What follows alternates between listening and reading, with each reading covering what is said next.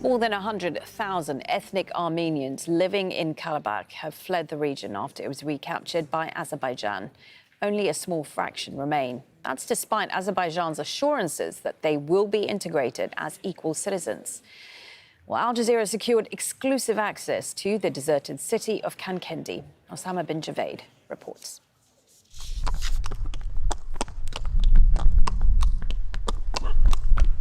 If it weren't for the trot, there would be complete silence. Even animals here have gone quiet.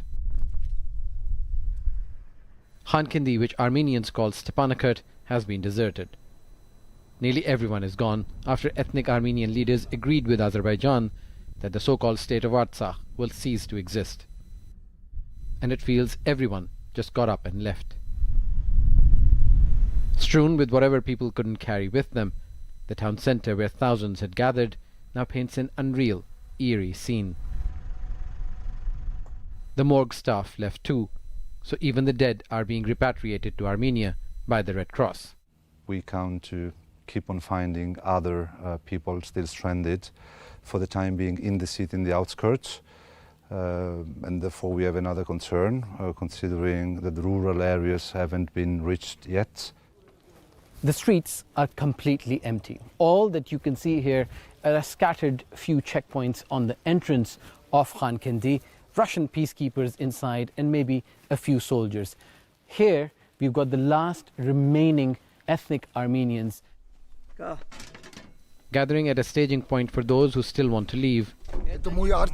He says, this is our city.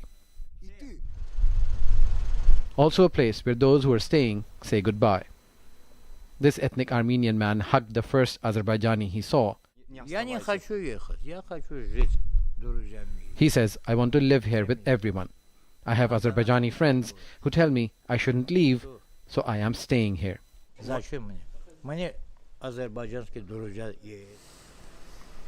The administration says it started a registration center, provided ambulances, revamped mobile networks, and connected the city to the electric grid. But the few people left behind still need urgent care. If you asked me about the immediate needs, it's certainly to consider power, gas for the winter coming, and water. Now for the outskirts and the other regions, for sure, we have been here for decades, and we look forward to work with the Azerbaijan authorities. We have always been in contact with them. And in order to have a future, this city will need humans to refill its empty streets. Osama bin Javaid, Al Jazeera, Khankendi, Azerbaijan. Well, we can speak now live to our correspondent Osama bin Javaid, who is now live in Baku. Osama, extraordinary to see your piece there and to see what's happened to the city. What is the future of Khankendi, do you think?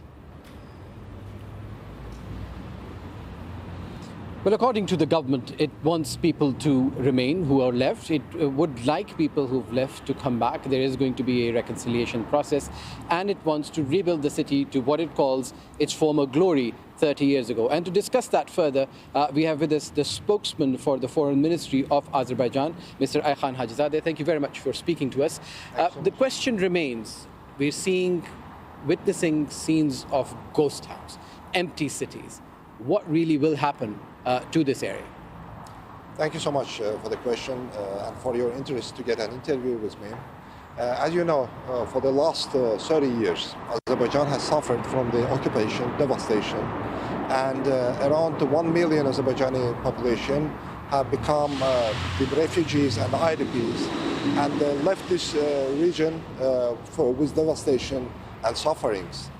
And now, as a result of the 24 hours anti-terrorism measures taken by Azerbaijan, Azerbaijan has finally restored its sovereignty over the territories formerly called as Nagorno-Karabakh and now is the Karabakh region of Azerbaijan.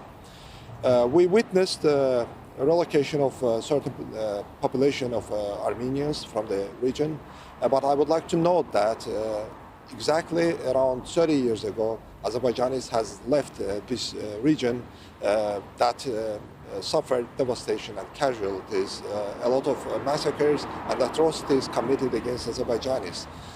Now Azerbaijan has calling against the Armenian population to come back. We are ready to embrace Armenian population. Yes, some portion of Armenian population are still in Khankendi town and other towns. Currently, Azerbaijan has taken sovereignty over, and Azerbaijan has issued a call against the Armenian population to come and to reintegrate to the Azerbaijani society in line with the constitution and legislation of the Republic of Azerbaijan. But you see, all of these promises have been heard by people. A lot of people are not willing or agree to believe them yet, and there is a lot of fear.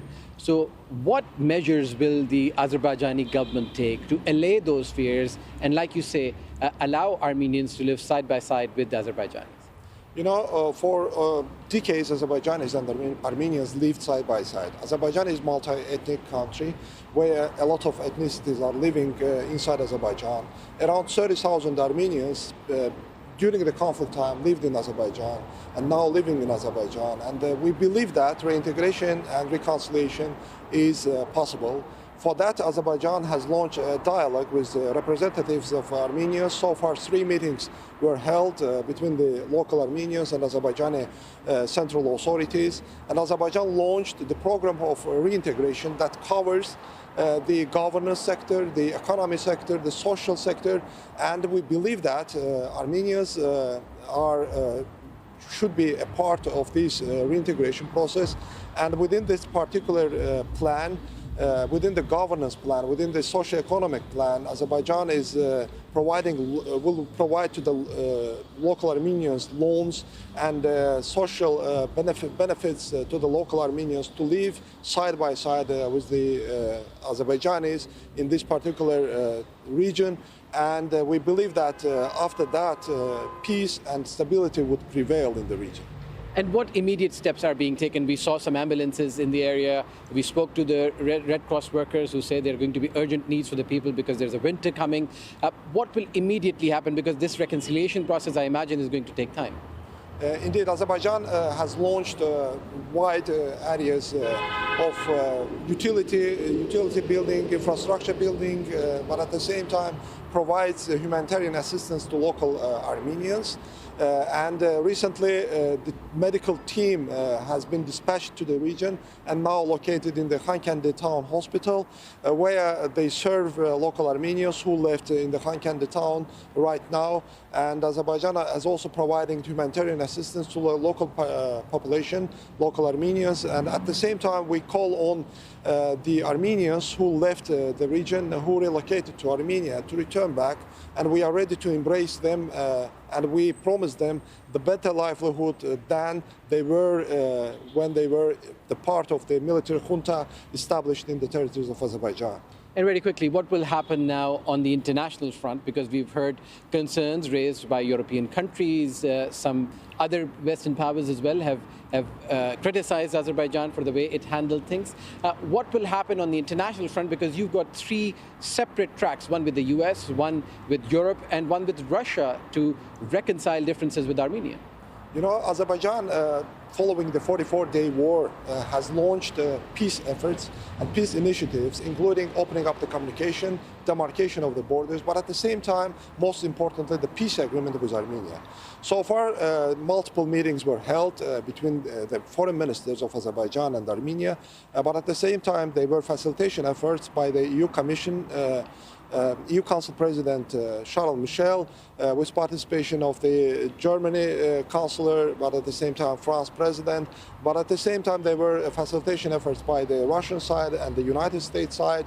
So these efforts are welcomed by Azerbaijan, but at the same time, Azerbaijan initiated the peace efforts, and we believe that peace is possible in the region with the real backing up the respect to the sovereignty and territorial integrity of both countries, Armenia and Azerbaijan.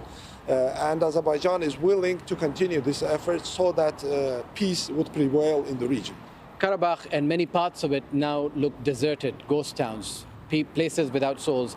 How long, in your estimate, will it take for people to actually return and rebuild their lives? As I've mentioned, Azerbaijan has left this region in devastation almost 30 years ago. Currently, Azerbaijan has launched enormous campaign of reconstruction and rebuilding of the region. And there are multiple projects. I would like to mention 2 international airports have been established in Zangilan and the Fuzuli town of Azerbaijan. There is a building of Lachen International Airport. There are huge projects currently ongoing in the region, and we believe that despite the fact that the landmine threat is still on the ground, Azerbaijan is taking a lot of measures in order to local population, Azerbaijanis and Armenians, to return and to live